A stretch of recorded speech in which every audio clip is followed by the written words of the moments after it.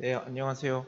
네, 이용루 교수님 연구실의 이승찬이라고 합니다. 오늘 이제 여기 참여하게 된 뒤로 첫 번째 발표인데, 네, 저기 Variational Autoencoder in Brain Computer Interface라고 해서 그 포텐셜 유닛의 발표 중에서 그 혼라프님 발표 VA가 참, 이거 참 재밌겠다 그런 생각이 참 많이 들어가지고 그런 걸 좀 어떻게 연구에 좀 적용을 해볼 수 있지 않을까 그런 생각을 해봤습니다. 그래서 이쪽으로 한번 찾아보게 됐고요. 예, 뭐 컨텐츠는 뭐 이 정도, 뭐 기존 연구도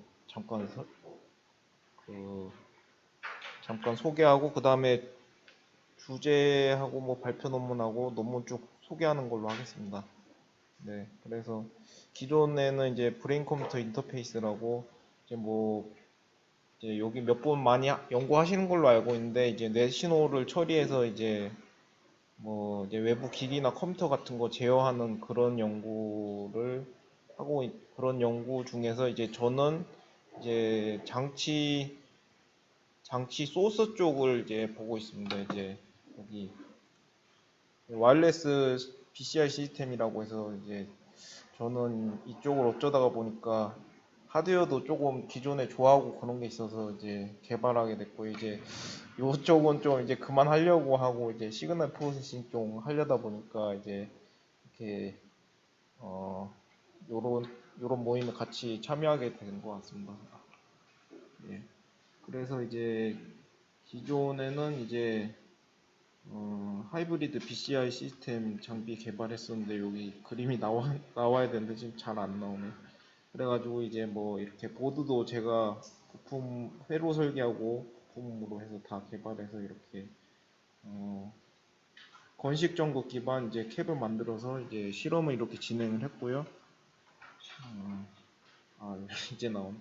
그래서 이제 EEG 신호하고 F뉴스 신호를 이제 동시에 받아가지고 이제 풀리 싱크로나이즈드 데이터를 이제 기록할 수 있는 이제 장비를 이렇게 제가 설계해서 이제 실험을 해봤었습니다.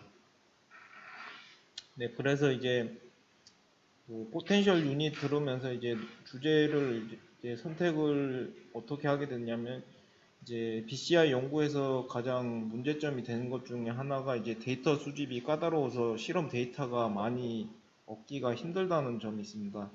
그래서 이제 생체 신호 분류 문제에 이제 딥러닝을 많이 쓴다고 하긴 하는데 이제 거기서 이제 그런 데이터 학습이 잘 되려면 분류기 학습이 잘 되려면 그 데이터가 충분히 있어야 되는 게 아닌가. 근데 데이터가 충분히 없으면 이게 잘 안 되는 거 아닌가 그런 생각이 들었고요. 그래서 이제 뭐 그러니까 가상의 생체 신호 뭐 생성 뭐 그런 거에 대해서 좀 생각을 해보게 돼서 이제 겐이나 아니면 VA를 생각을 해보게 되는데 이제 겐에 대해서는 이제 이성환님이 많이 발표를 해주시고 그래가지고 그럼 뭐 다른 쪽도 한번 해봐야 되겠다 그래서 VA가 조금 끌려가지고 이제 논문 한번 찾아보게 됐고요. 이제 발표 논문은 이제 아래와 같습니다. Transfer Learning in Brain Computer Interface with Adversarial Variation Autoencoder라고 해서 이제 작년 말에 그 아카이브에 올라온 논문이고요.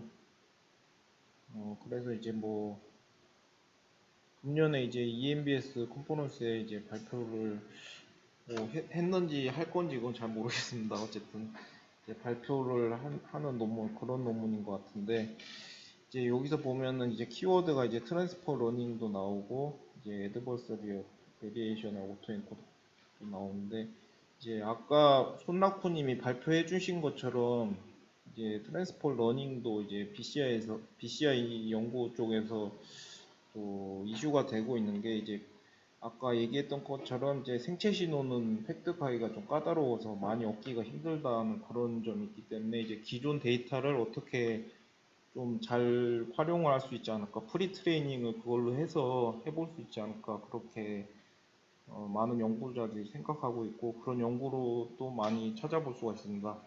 그래서 그거하고 이제 VA하고 같이 연관해서 이제 연구를 해본 것 같고요.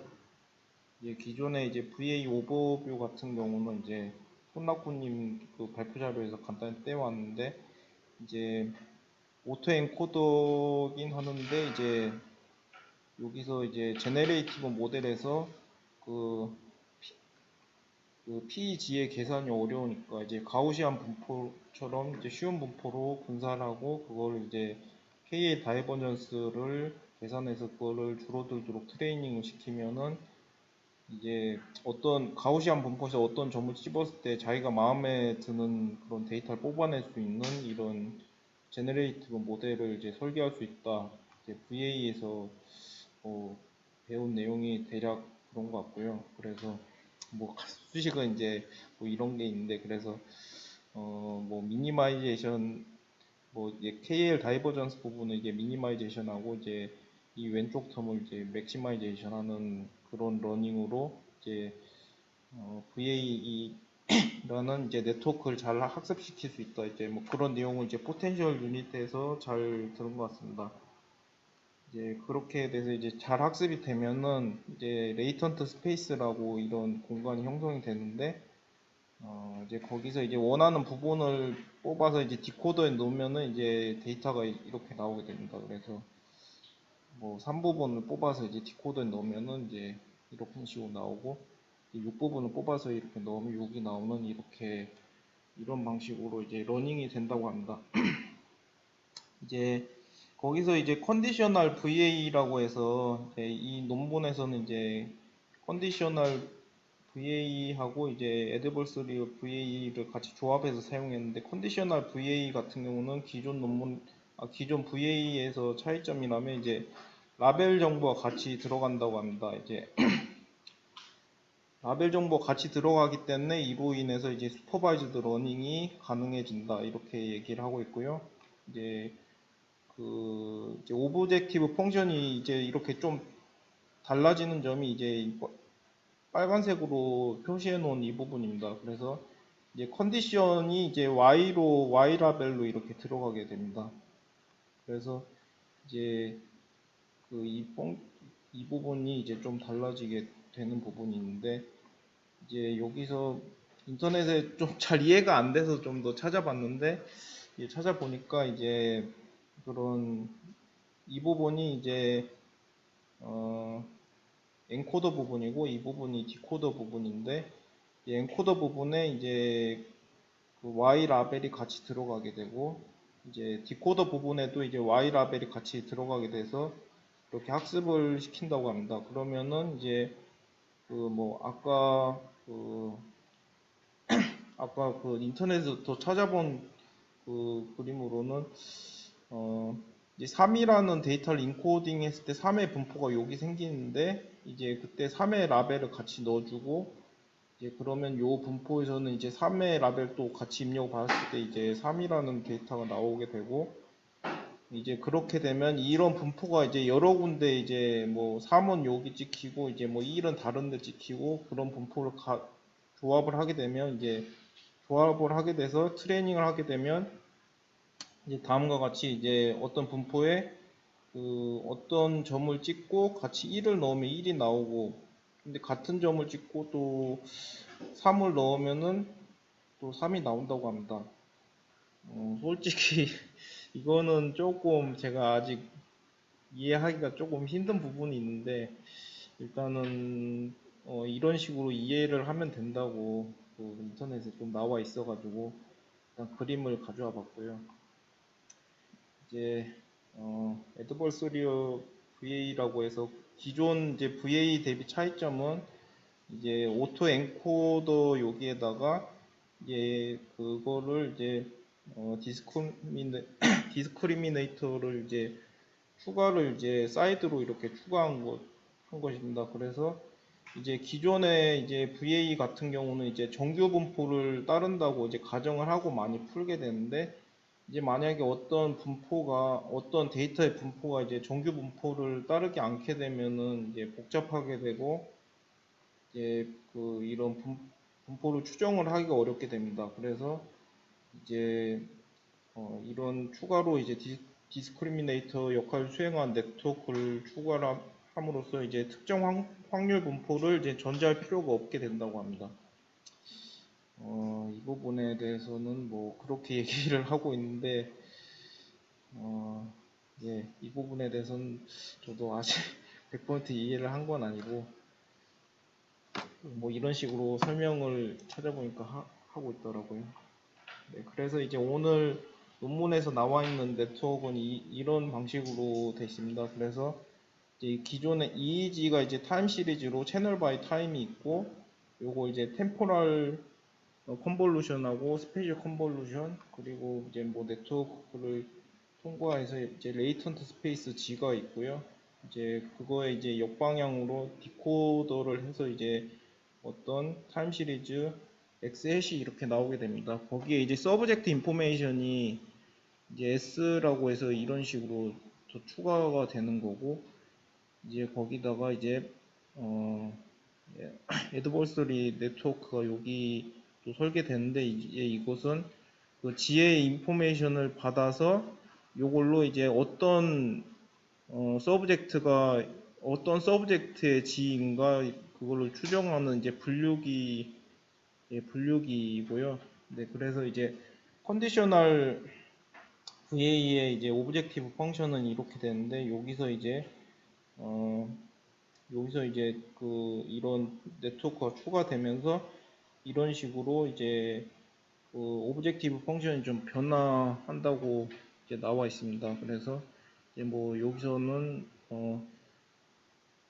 요 부분이 지금 추가되는 가장 큰 부분인 것 같은데, 이제 어떤 오리지널 시그널 X하고 이제 X햇의 이제 차이를 이제 오브젝티브 펑션에 같이 넣는 것 같습니다. 그리고 이제 거기다가 이런 오브젝티브 펑션 트레이닝 함과 동시에 이제 이런 함수도 이제 인디비주얼하게 미니마이즈 하는 걸 같이 수행을 하게 된다고 합니다. 그래서 아키텍처에 대해서는 이제 이렇게 간단히 설명이 되어 있고, 이제 템포럴 컨볼루션 커널 W가 100이고, 이제 스페셜은 이제 64로, C는 64로 설정을 됐고, 이제 레이턴트 스페이스가 이제 뮤하고 이제 시그마로 나와 있는데, 그것이 이제 디멘전이 이제 100이라고 합니다. 이 부분이 조금 이해가 안 되긴 하는데, 예, 일단은 넘기겠습니다. 그래서 그런 방식으로 이제 네트워크가 설계가 되고, 이제 클래시파이어 부분, 이 부분에 있는 클래시파이어는 이제 멀티레이어 퍼셉트론의 그 레루를 쓴 방식으로 설계했다고 그러고요. 그리고 이제 람다는 여기서는 뭐 무조건 1로 설정을 했다고 하는데, 이것도 조금 좀 잘 이해가 안 되는 부분이긴 합니다. 네. 그리고 데이터셋은 그 뭐 퍼블릭하게 오픈되어 있는 데이터셋을 쓴 것 같습니다. 그래서 이제 109스 오브젝트의 64 채널 160Hz 샘플링 레이트의 데이터를 썼고, 이제 뭐 4세컨드 트라이얼 듀레이션의 이제 모터 이미저리 데이터를 썼는데, 이제 거기서 그 중에서 이제 라이트하고 레프트 핸드 모터 이미지네이션 데이터를 사용했다고 하고, 이제 2초의 데이터를 갖다가 썼다고 합니다. 그리고 이제 103명의 서브젝트가 있는데, 그 중에서 90명의 서브젝트는 이제 네트워크 트레이닝 하는 데 쓰고, 이제 13명의 서브젝트는 이제 트랜스포 러닝이라고 해서 이제 기존에 90명 가지고 트레이닝 했던 네트워크를 사용해서 이제 13명의 서브젝트를 이제 맞추는 그런 테스트를 해본 것 같고요. 그리고 이제 프레임워크가 이제, 그래서 여기서 논문에서 얘기하고 있는 거는 이제 네 가지를 얘기를 하고 있습니다. 그래서 이제 컨디셔널 VA, AVA, 그리고 이제 그거 같이 조합한 것, 그리고 베이스라인도 CNN으로 이제 데이터를 제너레이션 했다고 하고 있고요. 그래서 이제 컨디셔널 VA는 이제 컨디션 디코더만을 사용하고 이제 데이터 레이턴트 스페이스 표현과 일치하지 않을 때를 고려한 것 같은데 이제 그 애드버서리 네트워크 같이 학습을 하지만 거기에다가 이제 로스를 이제 피드를 하지 않는다 뭐 그렇게 얘기를 하고 있고 이제 AVA 같은 경우는 이제 그 서브젝트 라벨을 그 디코더에 인풋을 디코더에 같이 넣지 않는다 그렇게 얘기를 하고 있습니다. 그리고 이제 그거를 같이 조합한 그 네트워크는 아까 보신 것처럼 이런 오브젝티브 펑션을 따르고 있다고 합니다.